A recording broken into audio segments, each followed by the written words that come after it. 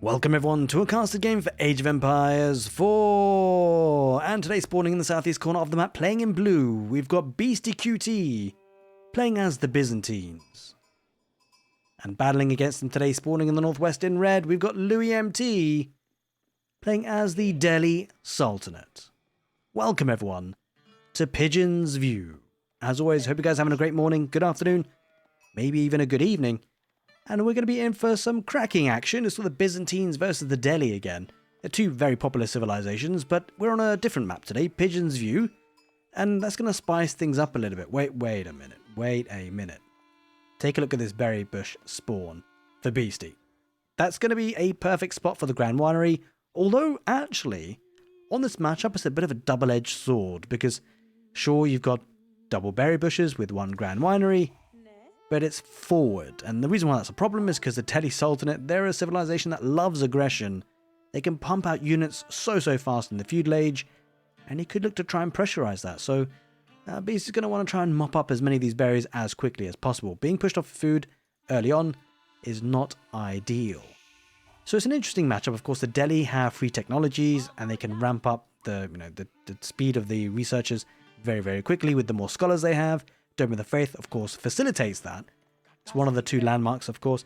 I mean, the Tower of Victory we don't see all that often, and I think it's really just because of the power of the Dome of the Faith, how much it scales, how much it works for you throughout the whole match. The Dome of the Faith is quite nice for a sort of an all-in Feudal Age push, but the Delhi are so strong, and even in the Castle Age, and certainly in the super late Imperial Age, there's no reason to necessarily kind of pigeonhole yourself into that corner of having to go for an all-in Feudal Age play.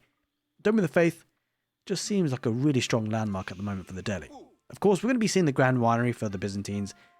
I'd be super surprised to see anything different. Imperial Hippodrome is just, again, it's kind of like the Tower of Victory, right? It's good for an all-in kind of push, but ultimately, the Grand Winery, in the long term, it just scales so much better. It gives you extra olive oil from your berry bushes and also the olive groves. 60%, by the way. That's pretty huge. So yeah, certainly a landmark that Beastyqt will be looking to get now today. It is in a forward position, so it is awkward. You can imagine probably placing down an outpost here for offering some vision and protection, but I can imagine the Delhi are going to be looking to punish that position very heavily. Now, he has also got efficient production already researched. It's an upgrade for the Delhi specific to them where they can garrison a scholar inside a production building. What that allows is the production building to produce units very fast, well, double the speed really. And that's why the Delhi are so powerful in the Feudal Age. And there it is, there's the confirmation. It will be Dome of the Faith. So would like to say, by the way, a very big thank you for everyone who's been supporting the channel. As always, you guys are absolute legends. If you haven't already, and say you've watched a couple of casts of mine, maybe consider subscribing. It's completely free, and also hitting the notification bell, so you get a bit of a ding-dong when I do upload a video. I upload maybe every other day, roughly. Well, actually, it's Monday, Wednesdays, and Fridays at the moment. And I only kind of upload the very best games, so it's kind of, hopefully you'll find it enjoyable. If you see a game of mine pop up on your YouTube feed, it's probably going to be a decent one, hopefully at least. That's what I aim to do. So with both players kind of halfway up to the next stage, although Beast is going to get there a little bit faster, I wonder what mercenary contract he'll be going for, because you typically, as the Delhi, get Ghazi raiders and add in a couple of archers. I wonder whether there'll be Keshiks for the Byzantines. They're a really nice unit that can be used on this map, particularly because of the mobility. Longbows is also potentially an option, but I think in this matchup we don't see it all that often. There's a potential for it though. It could work out well for him if he decides to go for it. It's kind of an option that I think I'm going to find interesting to see what Beasty decides to choose. It does feel Keshiks work out quite well. I mean, Ghazi Raiders do well against them because the Ghazi Raiders do have the +2 extra bonus damage against heavily armored units, and of course Keshiks fall into that. But the movement speed of the Keshiks is very nice. So water level 2 going to be coming up now. The cistern is the heart of the economy for the Byzantines, of course. The extra gather rate on the villagers and the influence of it, but also the production speed. So it's something that's really important for the Byzantines to get online as quickly as possible. And of course the Byzantines, when they do place a foundation for buildings, they get a little trickle of stone included, so that helps facilitate making those.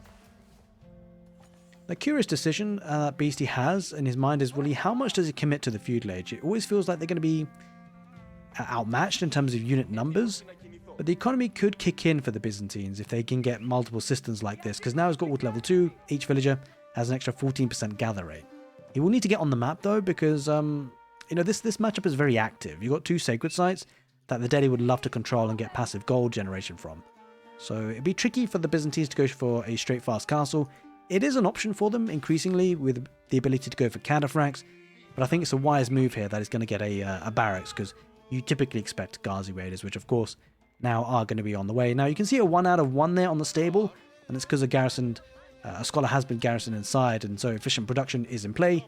That means this is going to be producing twice as fast.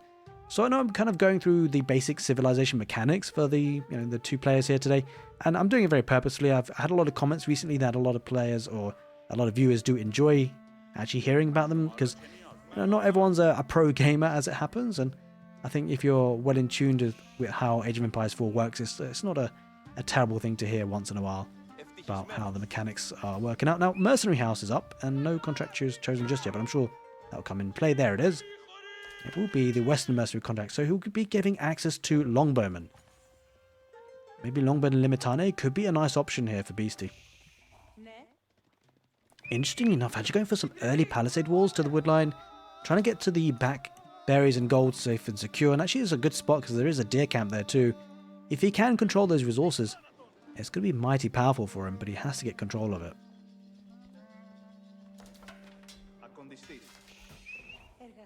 There's the first few Limitane. They'll probably look to engage the Ghazi raiders soon. Probably won't want to lose the mining camp, ideally. And we'll be pushing that back. And on the other side of the map, is going to have a lot of map control here, loueMT, for the foreseeable future. So he should be able to venture out into the berries, the deer camp, whatever he fancies. And this is where it becomes interesting, right? Because the Delhi don't have to seed any farms for quite some time. And that sustains their push for quite a long time. But there comes a point when they do need to get those farms. Maybe the Byzantines can push back. Because the transition to farms actually hits the Delhi a lot harder. The Byzantines, whilst they do obviously have a good cost attributed to their olive groves, they get olive oil with it as well. So they can actually make mercenaries from it. So the, often when you think about farming transitions, you think about the cost attributed to it. And you have to wait a little while before you get food back. So the army production is a little bit delayed. Or at least a little bit stalled out. But the Byzantines getting olive oil, they can kind of keep a smooth army production often with mercenaries. He's going to be looking to get the sacred sites now. The first one is being captured on the right side. Also going to go for the one on the west side. Two wolves just trying to chase down that scholar. A blacksmith up for the Byzantines, so we're going to be committing to that feudal age. No real surprises. I think, going castle age is very risky, especially, of course, the gold positions, right? This is not really a map for fast castle. And I think that's a lovely thing about Age of Empires, about map generation. It changes your strategy, right? You can have a game plan with the civilization in terms of what you might want to achieve and do. But ultimately, if your map doesn't allow it, then you kind of have to adapt. And, a lot of other RTS games don't actually have that with pre-generated maps. It's definitely a nice touch that Age of Empires has within the franchise of games. He's looking to decap the sacred site on the west side now, and probably will, considering the number of forces he's got.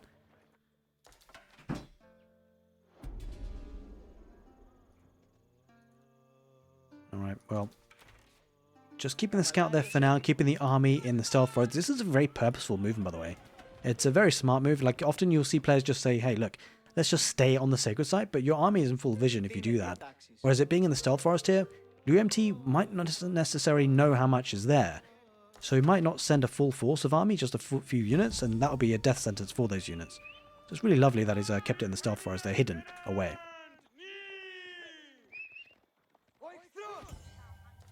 There's the professional scouts that we've come to see from the Delhi. I wonder if he's gone for the double mill or for the triple mill. So yeah, this is a build order that actually I think Beastyqt did first, where he actually got a double mill. The reason for that is because you can research technologies, one in each building, but if you get the mill earlier, you can queue up obviously professional scouts a little bit earlier. That means you can get the scouts to get the deer camp earlier. It gives you a better chance of picking them up.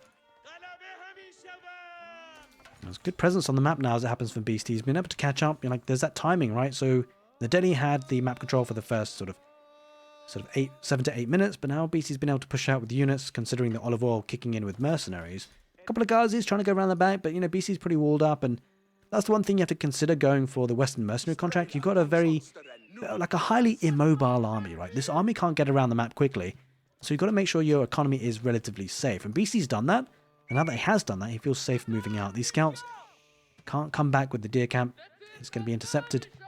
So it's a nice bit of delayment there for the food income. But loueMT, not going to get sidetracked, not going to be pulled into this. Going to try and get a bit of attack on his own. But there is arrow slits inside this his outpost, so that's definitely helpful for Beastie's defense of the berries on this this forward position. Getting a loueMT on this sacred site as well, just one to decap it. Whether he gets it or not, I'm not sure. But there's Ghazi Raiders heading there. I mean, he probably will lose a loueMT in the end, but we'll see. He's going to get a decent trade of it at least anyway. Right, army being pulled back here for Beastie. Not going to commit too much. That's the one thing you have to consider with a highly immobile army. You don't want to keep them out too long, because if you do get surrounded and outnumbered, it's hard to retreat. Well, almost impossible to retreat, really. And this is a bit of an awkward situation as well, because the olive groves are going in a forward position. So I guess it's probably going to be an extended feudal age for both players, by the looks of it. Which, in a way, hurts the Byzantines, because they love to get the cataphracts out. It's such a, a powerful unit for them. As I say that, though, actually, Beastie does have a handful of villages on gold, and he has got an outpost there protecting it. So he might be thinking of going to the castle age, but this is a rough situation, right? And it's all about the map generation, because, like, if you go to the castle age, you're going to be hit quite hard by your enemy. If, they've got units, which obviously the Delhi often will have. And it means that your economy needs to be safe, but I can tell you that those olive groves are anything but safe. Beastie does have, a defensive force to work with, though, so that's really going to be a saving grace. But not having the town center protection for the olive groves is a bit rough. Going to try and venture out onto another patch of berries. He wants that food. Of course, he's not really super reliant on the olive groves just yet, because he has got berries around the back, behind the walls, and potentially the deer camp too. He's not committed to the castle age just yet. In fact, actually, loueMT is on his way soon as well. Just needs a bit more of a gold, and he's got 20 villages on gold. So, it's not going to take him long to get the gold that he needs to get to the next stage. Taking a bit of a fight. We'll snap a couple of Ghazi Raiders. Some nice pick-offs there by Beastie. Good start to the fight and the matchup. And with the Golden Horn Tower for Beastie to get to the castle age. So he'll start building the foundations first for his tech up with 9 villages. I'm sure loueMT will be on his way soon. It will be the House of Learning with 10. So... Beastie will get there first. Whether that's a big deal or not, it's kind of a big deal, because the monastery isn't necessarily needed for Beastie to pick up relics. You can get monks from the Grand Winery. So it should be quite quick to pick up some of those relics. It's a tricky situation, though, because if you're thinking about relics, you're thinking about mid to late game situations. And the Delhi, they are known to be incredibly powerful. When they get those elephants, especially the Imperial Age elephants, those guys are absolutely beastly. He's pretty well protected now, Beastie, actually, as it happens. So he feels confident moving out with this army. And considering he's going to get to the castle age first, he should get his upgrades first. Although, I wonder how many scholars that loueMT's got. It's got a handful, yeah, for sure.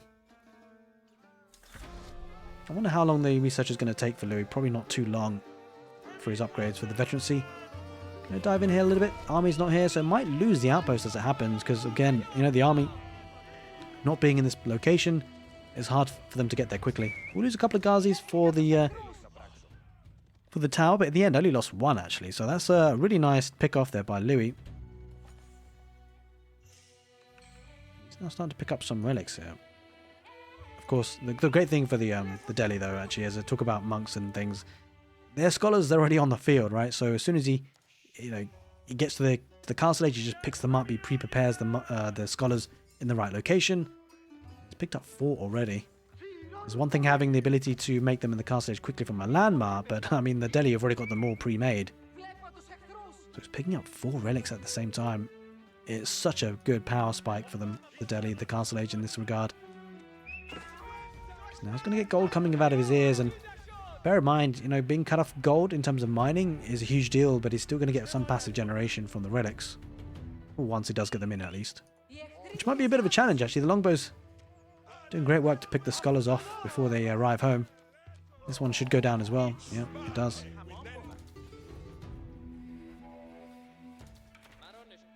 I wonder if Beastie's adding some cataphracts or not. It hasn't actually got a stable, so it doesn't look like it. Maybe Varangian Guards is on the menu? Yeah, it looks like it. It will be the Varangian Guards. The guys is just looking to pick off reinforcements. I like that kind of playstyle. Something's often overlooked.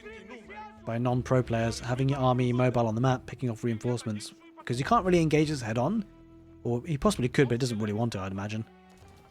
He's looking to get some of his own man-at-arms here, Louis. And this is causing a bit of a problem. It always gives Beastie a thought to think about, right? It's just like, does he bring some army back? How does he stop these Ghazis getting in? And just putting pressure on the map is really good here for Louis. First Cairo Siphon, perhaps first of many. It's going to start torching things down. So this is an issue, right? Beastie has to find a way to address this. Yeah, it's going to commit to more palisade walls, but now with the nerf of palisade walls, they don't build all that fast. So I'm not sure if he gets there in time, and these villages now are in close proximity to units that can damage them. They might go down either way. Beastie trying to push on the front, and it almost feels like a death push he's trying to go for here. Yeah, but the villagers, I mean, yeah, the walls aren't made. They're exposed, and this is a problem. Beastie's losing. Oh, he's going to lose a lot. He's not spotted it. He's focusing on the forward fight, and this is the thing, right? The walls didn't go up in time. It's because of the nerf that they've had. There was a massive loss of villagers. 5 there in total, I believe. That's a nice bit of raiding that loueMT's been able to achieve. Got a couple of units now, Varangian guards, but Ghazis are running riot around the back. And Beastie's, his push is kind of halted. Cairo Siphon was taken down. Don't forget, we're in the Castle Age for the Delhi. It's got efficient production, right? So he's pumping out those Castle Age units.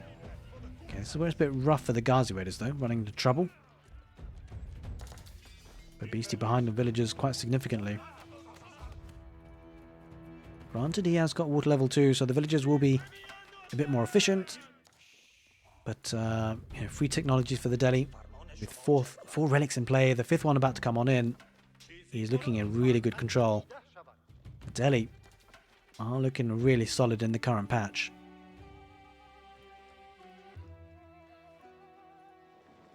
This is looking like a really strong army as well. Veteran archers, man-at-arms versus Limitane longbows, bringing guards.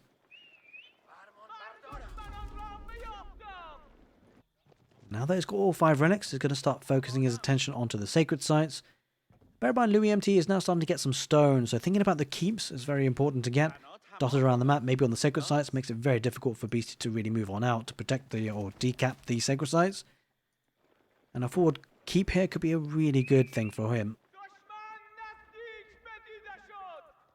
Speaking of which, it almost feels like Beastie's opting to save up for his own as well. He's got 2 villages on stone, but not actually got the 3rd water level just yet. So maybe he's saving that stone for a keep. In terms of gold, Beastie does have one at the back, and there are 2 8,000 gold vein tiles, on the middle of the map, which of course the Delhi have very good control over with his units so far forward. But this could be a big fight here, a decisive fight potentially. But the thing is, there's so many Limitane here that were made in preparation for Ghazi raiders, but actually, and cavalry units alike, but there just aren't that many. It's mostly man-at-arms and archers here for the Delhi, and I feel like the army composition just a little bit more solid for the Delhi. Ghazi raiders around the back. They may break through, and those villages in gold are very exposed. Here come the fight. Those Limitane are going to try and hold on as much as they can. They will put their shield wall, so will absorb a lot of archer arrow fire. The Ghazis are in. Oh, this is not good. He's continuing to mine the gold. He wants it desperately, Beastie, but he's going to lose villagers doing so. And the army is here now. So Limitane will take out the Ghazis in the end. But again, Louis gets some good value. He's retreating down the middle, though. Doesn't want to engage that too much unnecessarily. He's picked off villagers. He's hurt the economy for Beastie.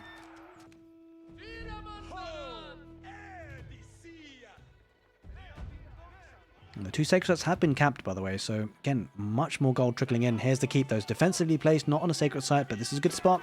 It stops the pushback from the Byzantines, as you can see, and yeah, at the moment here, Beastie can't really take this fight.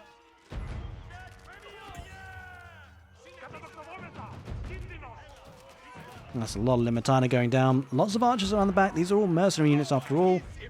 But again, fighting underneath the keep is less than ideal, but Beastie feels like he needs to, right? He's behind an economy, he knows it. Looks like the front line for the Byzantines have all been taken down. It's just man-at-arms now going to be trying to chase them down. It looks like loueMT not going to chase that just yet. Not going to commit. Oh no, even more dead villages around the back. Beastie's in trouble. Those Ghazi raiders have done so much damage. Look at the dead bodies there. And that is a big hit to the economy. Beastie, 20 villagers down. More than that, in fact. And the Ghazi raiders definitely held to their name. They've been raiding incredibly well. But they keep now at home. loueMT's in a strong position, right? Like, he's played this really methodically and surgically. He's got 5 relics, 2 of the sacred sites. He's taken some good fights, but more importantly, he's had some really good raids.